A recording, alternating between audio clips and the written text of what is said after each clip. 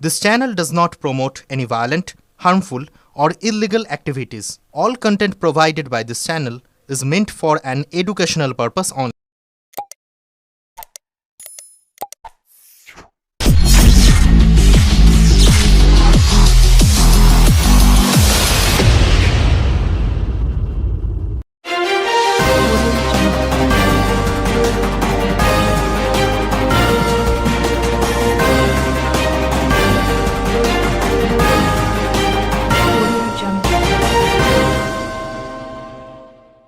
সকাল সকাল রথের টান হয়ে যায় চন্দননগরে। নিয়ম অনুযায়ী বেলার আগেই চন্দননগর লক্ষ্মীগঞ্জ বাজারে রথের টান হয় প্রতিবার। জানা যায় 1776 সালে চন্দননগর লক্ষ্মীগঞ্জ বাজারের ব্যবসায়ী যদুবেন্দ্র ঘোষ এই রথের সূচনা করেছিলেন। তিনি পুরীর শ্রীক্ষেত্রে যেতে না পেরে জগন্নাথ দেবের স্বপ্নাদেশেই রথের সূচনা করেন। এমনই জনশ্রুতি আজও, যদিও বর্তমানে যে রথটি টানা হয়ে থাকে সেটি এখানকার ব্যবসায়ীদের তৈরি লোহার রথ। আগে ছিল কাঠের রথ, কিন্তু সেটি জরাজীর্ণ হয়ে পড়ায় পরবর্তীকালে সাধারণ মানুষ ও ব্যবসায়ীদের সহযোগিতায় 60 টন ওজনের এই রথ তৈরি করা হয়। সকাল থেকে রৌদ্র উজ্জ্বল আকাশ, তাই এবছর রথ দেখতে সকাল থেকেই মানুষের ঢল নামে রাস্তার দুপাশে।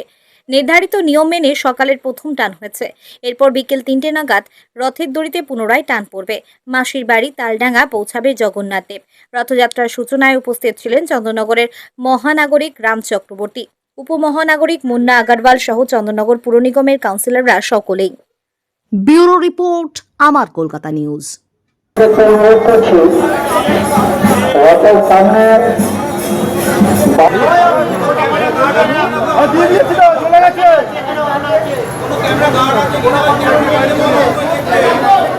আলোচনা সামনে আসবে।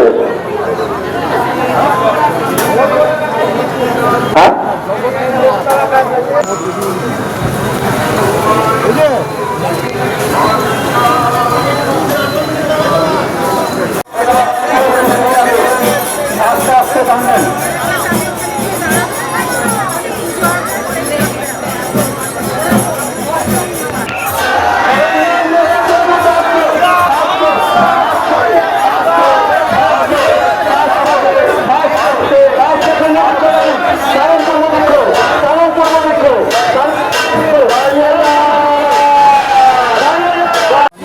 রথ 60 বছরের অধিক পুরনো রথ। আগে এই রথটি কাঠের রথ ছিল। 1957 সালে রথটি ভেঙে যায়। তারপরে 2060 সালে ব্রেথওয়েটের সহযোগিতায় চন্দননগরবাসীর অর্থানুকূলে এই রথটি আবার গঠিত হয়। এখানে আপনারা দেখবেন 14টি চাকা আছে, প্রত্যেকটি চাকা এক টন করে লম্বা। আমাদের প্রায় 28 রথটি হচ্ছে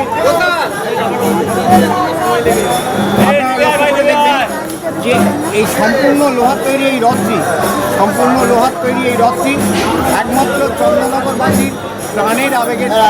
আমরা জানি আপনাদের চ্যানেল থেকে প্রত্যেক বছরই আসা হয় এবং আপনারা প্রচার করেন যাতে চন্দননগরের মানুষ সুশৃঙ্খলভাবে এই রথটা পরিচালনা করে সঙ্গে থাকে।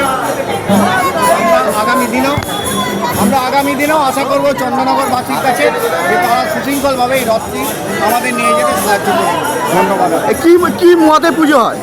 আমাদের এটা নারায়ণের বৈষ্ণব মতে পুজো, উৎকল মতে নাকি? উৎকল মতে আমাদের যা কিছু হয় উৎকল মতে পঞ্জিকা অনুসারে আমাদের মহাপ্রভুকে আমরা মন্দির থেকে ভোর 5টায় আমরা রথতলায় নিয়ে এসেছি।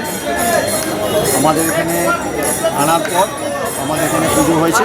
পুজো হওয়ার পর আমাদের প্রথম যে 3 টান হবে সেটার সময় হচ্ছে সকাল 8টা, সকাল থেকে 8টা-19-এর মধ্যে। কে উপস্থিত থাকার কথা আছে? কে উপস্থিত থাকার কথা আছে?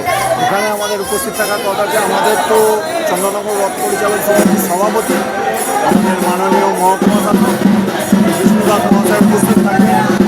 মেয়র সাহেব, আমাদের মহানাগরিক মেয়র সাহেব রাম চক্রবর্তী উপস্থিত থাকবেন এবং উপমহানাগরিক মুন্না আগারওয়াল মহাশয় উপস্থিত থাকবেন। কত বছরে পড়লো এই রথ? কত বছরে পড়লো এই রথ? এই রথটা 1776 সালে আমাদের রথটা আনুমানিক 1776 সালে কাঠের রথ ছিল। আমাদের যে লোহার রথটা 1962 সালে প্রতিষ্ঠিত হয়।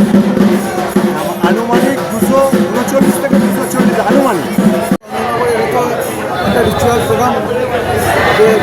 জগন্নাথ দেবের আজকে শুভ রথযাত্রা উৎসব সমারোহে বিভিন্ন জায়গায় সে পুরী জগন্নাথ বলুন, শ্রীরামপুরে মাহের সেবাগ বলুন এবং চন্দননগরের বলুন, করা বলুন, কতগুলি রথ খুব বিখ্যাত। এবং আমরা জানি যে প্রায় চন্দননগরে প্রায় 283 বছর যাবৎ এই রথ পরিচালন কমিটি রয়েছে এবং এই রথ পরিচালিত হয়ে থাকে জগন্নাথের। তো আমরা শহরবাসী খুব আপ্লুত এবং আমরা খুব ধন্য এবং জগন্নাথ দেবের কাছে এই প্রার্থনাই আমরা করি যেন চন্দ্রনগরের মানুষ জগৎকে ধারণ করে আছেন, উনি যেন আমাদের চন্দ্রনগর সুন্দরভাবে রাখেন। সেই তার আশীর্বাদ কামনার জন্যেই আজকে মানুষ সেই রথের রশি ছোঁয়ার জন্যে যেমন সকালে 3টা অপেক্ষা করে, আবার বিকালে 3টা থেকে অনেক দূরান্ত থেকে লোক এবং শহরবাসী বিভিন্ন ঘর থেকে লোকজন এসে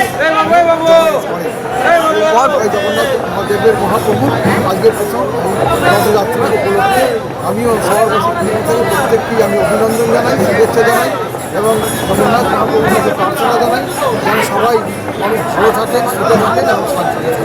কর্পোরেশনের তরফ থেকে অতিরিক্ত কী ব্যবস্থা নেওয়া হয়েছে? কর্পোরেশনের পক্ষ থেকে প্রতি বছরের মতো এবারও রাস্তাঘাট থেকে শুরু করে এবং সমস্ত ব্যবস্থা প্রশাসনিক স্তরে যারা সবটাই কিন্তু তারা রথ কমিটির মিটিংয়ে আমাদের প্রতিনিধিদের সঙ্গে আলোচনা ফলে এই রথ কমিটি রথ পরিচালন কমিটির যে মিটিং সেখানে এসডিও হচ্ছেন চেয়ারম্যান এবং চন্দ্রনগর পৌর নিগম তার অগ্রণী ভূমিকা অবলম্বন করে।